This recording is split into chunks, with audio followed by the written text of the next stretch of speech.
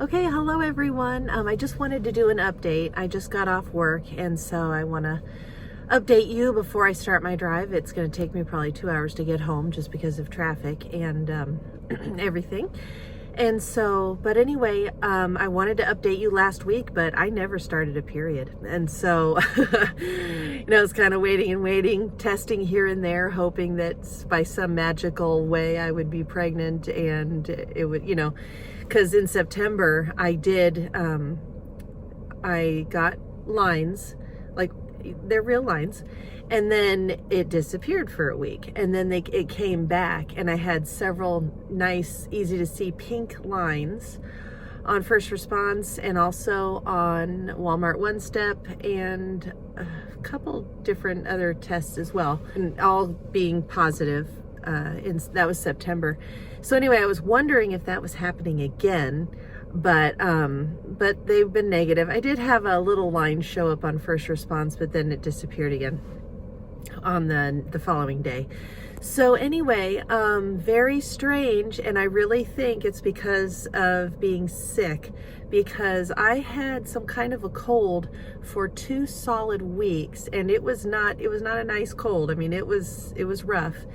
And then right as my symptoms were ending on a Friday, the following Monday, 4th of July, I came down with my COVID symptoms. So went right into COVID, piggybacking off of the last sickness. And the COVID, I had fever and everything. I was 101. I was over 100-degree fever when I ovulated on July 7th. And so couldn't BBT, couldn't do anything.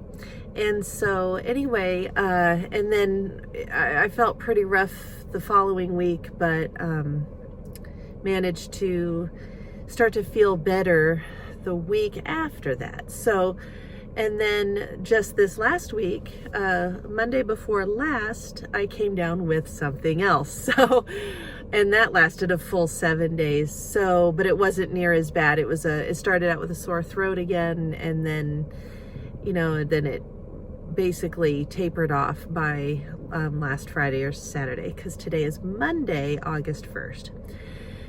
So 5 straight weeks of being sick, I did not develop a lining.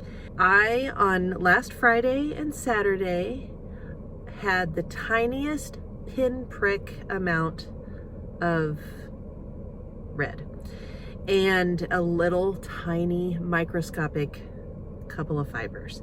So basically, and I was like Googling, okay, can sickness, cause you to, affect, fertility and everything. And so it's like, I ovulated, I had major ovulation pain, but I think my body did not build the lining. And so, I still haven't had a period. Like those 2 little red dots on Friday and Saturday, we're talking the size of like a pen tip. That's all I had. So now, and it's just crazy because I really have no idea what cycle day I'm on. But I'm going by that as a period because it's still technically blood, and it's but it's not it's not an actual full type flow thing, but it was blood released, and so that was Friday, and so I'm calling that day 1, even though it doesn't matter, because who knows when the follicles started growing. I have no idea where I am in my follicular development. So, but I have aching in my ovaries, and it has been a couple days now since I have felt that aching in my ovaries. And so I'm going to go ahead and order sperm, and I have to do it the old-fashioned way. Here's another thing, I cannot use ovulation predictor kit tests because I have been a blazing dye-stealing positive on the Easy at Home LH strips for 3 solid weeks now. So every single time, day or night, morning, noon, night, it doesn't matter, I have a dye stealing positive, and it has been that way for 3 solid weeks now. I took a a digital pink 2 days ago, I think, and it was positive. Smiley face came up. So I am not able to do a proper ovulation video.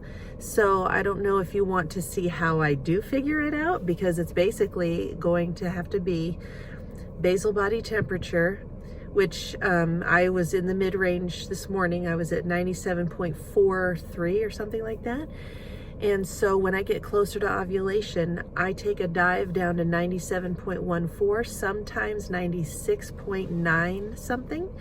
And so I know that ovulation's getting closer when I get really low like that on the basal body temperature in the morning.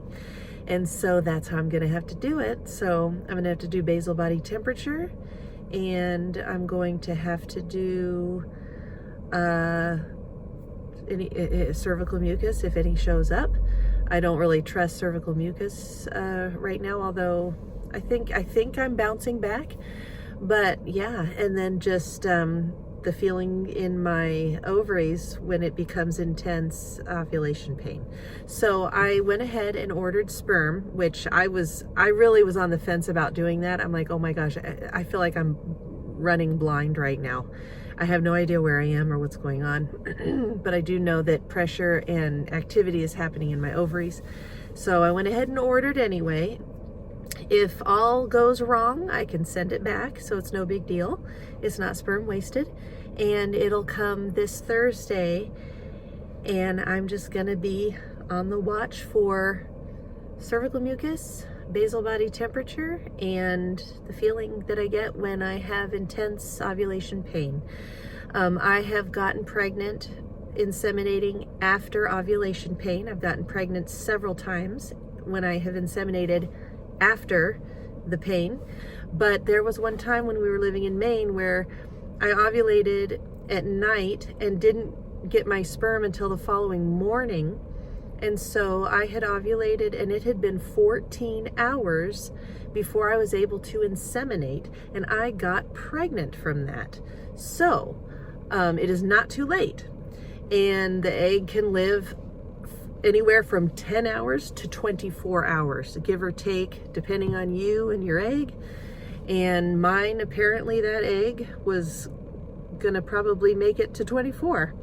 So anyway, but I don't think, you can't guarantee every egg's gonna be, And also I called the cryobank to double, triple check that the sperm are good for 3 days, and they are. They're good from either 24 up to 3 days. So, because again, I have gotten pregnant on 3-day-old IUI frozen sperm. So, yeah, so I have the real life experience to very confidently say that, I think they say that just to cover their bases so that you don't, accuse them of anything. I don't know. Kind of like when you go to the fertility clinic and they tell you to stop trying and just get a donor egg because you're never going to have children. And then they say, oh, well, you can have 2 to 3% chance. Well, that's a chance. That's not a hard no. Yeah, it makes it difficult, but a 2 to 3% chance means it's possible. That's what they told me. I saw it as, oh, that means it's possible.